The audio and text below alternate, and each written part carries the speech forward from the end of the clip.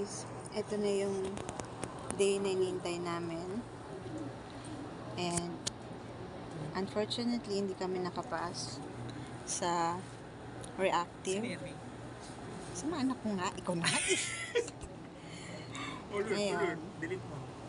Hi guys. Huwag ko na delete. Bye-bye. Yan, sila yung mga nanalo. Kami may iwan. Yan, kami tatlo. Ang ano, hindi, video to. Sama ako. Ay, hindi ka kasama.